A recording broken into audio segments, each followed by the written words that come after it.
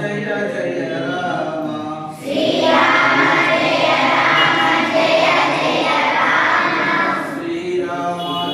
రామ జయ జయ రామ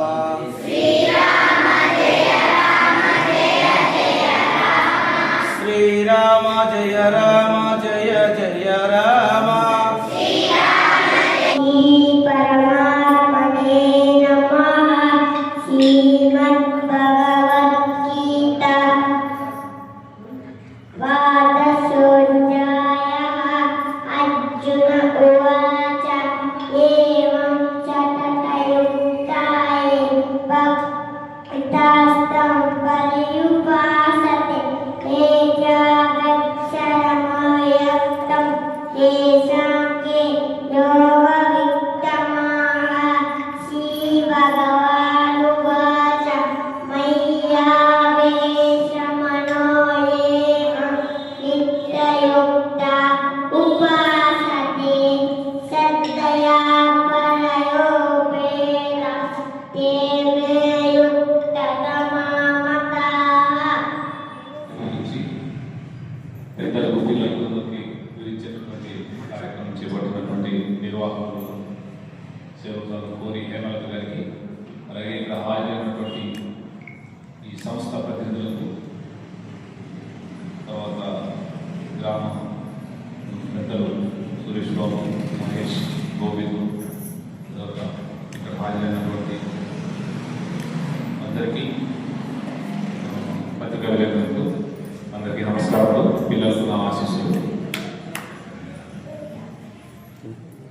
ఇటువంటి కార్యక్రమం చేపట్టడం చాలా ఆనందదాయకమైనటువంటి విషయం. భగవద్గీత గురించి మనకు నేను చిన్నతనంలో ఉన్నప్పుడైతే ఇట్లా ఆంజనేయ స్వామి గుడిలోనే ఎంపైనా గాయన ఉండేవాడు. అప్పుడు ఏదైనా రామాయణం అటువంటి కథల రూపంలో వినేవాళ్ళం. కానీ స్పెసిఫిక్గా భగవద్గీత గురించి మాకు చదువుకునేటటువంటి అవకాశం కానీ వినే అవకాశం కానీ చిన్న వయసులో అయితే మాకు రాలేదు. నాకు రామలింగ స్వామి అయ్యవారు ఉండేవారు. ఆయన కూడా విద్యాబుద్ధులు చెప్తున్నాడు, కథలు, పురాణాలు ఇవన్నీ బాగా చెప్పేవారు. కానీ భగవద్గీతని ప్రత్యేకంగా ఒక కథ, ఒక వస్తువు, ఒక అంశంగా తీసుకొని మాకు నేర్చుకునేటటువంటి అవకాశం అప్పుడు కలగలేదు. ఆ అవకాశం మీకు అందరికీ చిన్న వయసులోనే వస్తున్నందుకు ఎంతో సంతోషంగా ఉంది. ఈ భగవద్గీత గురించి మనకు మొట్టమొదట మన భారత స్వాతంత్రోద్యమ కాలంలో మహానుభావుడు వివేకానందుడు దీని యొక్క ప్రాముఖ్యత గురించి భారతీయ ప్రజలకు, ముఖ్యంగా యువతకు ఉద్బోధన చేశారు. అందులో ముఖ్యంగా యువతకు ఆయన చేస్తున్నటువంటి ఉద్బోధన ఏమంటే, ఆయన చెప్తున్నటువంటి అక్షరం అంటే, మీలో అనంతమైనటువంటి శక్తి దాగి ఉంది. మీరు నేనేమి చేయలేను అనేటటువంటి భావనతో కాకుండా కర్మ సిద్ధాంతం ప్రకారంగా కాకుండా నేను ఏమైనా చేయగలను అనేటటువంటిది యువతను మేలుకొని ఆ యువతను మన స్వాతంత్రోద్యమంలో పాల్పంచుకోవడానికి అతని బోధనలే, మన వివేకానంద బోధనలే తర్వాత ఈ ఉద్యమాన్ని, స్వతంత్ర ఉద్యమాన్ని నడిపించాయి. ముఖ్యంగా ఏమంటే, పిల్లలకు జనరల్గా చదువుకునే రోజుల్లో ఒక్కొక్కరికి ఒక్కొక్క దాంట్లో టాలెంట్ ఉంటుంది. కొంతమంది బాగా మ్యాథ్స్లో బాగా టాలెంట్ ఉంటారు, కొంతమందికి తెలుగులో బాగా టాలెంట్ ఉంటారు, కొంతమంది వీటిలో వెనకబడి ఉంటారు, ఆటల్లో ముందు ఉంటారు. సో అటువంటిప్పుడు నాకు చదువు రాలే, నాకు సరిగా రాదు, కాబట్టి నేను భవిష్యత్తులో ఏమి కాలేనేమో అనేటటువంటి ఆలోచన మీలో కలుగుతుంది. అదే వివేకానంద యొక్క మన నుంచి మనం తీసుకోవాల్సినటువంటి స్ఫూర్తి. నమస్కారం.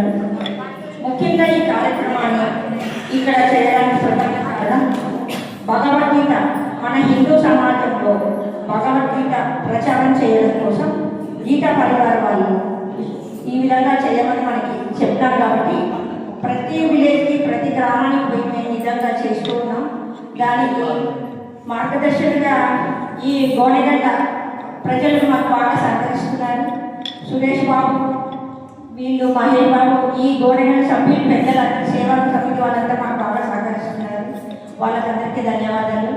పిల్లల్లో భగవద్గీత నేర్పించాలన్న ఉద్దేశంతో గీతా పరివారంలో జాయిన్ అయినాము. గీతా పరివారంలో 18 అధ్యాయాలు 4 సార్లు రివిజన్ అయిపోయింది. మాది ఒకసారి కన్నడలో అయిపోయింది.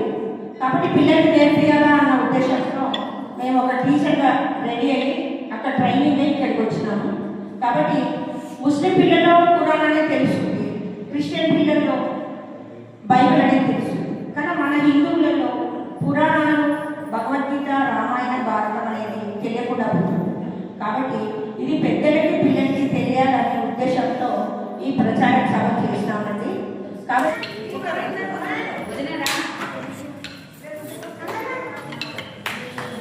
అలాగే నెక్స్ట్ మహేందర్.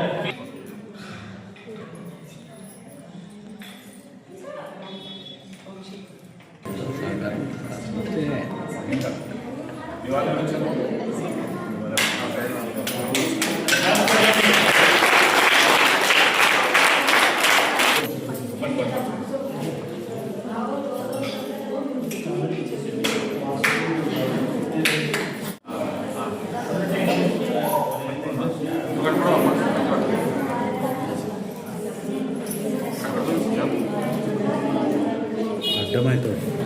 అర్థమైంది. అట్లే ఉండాలి.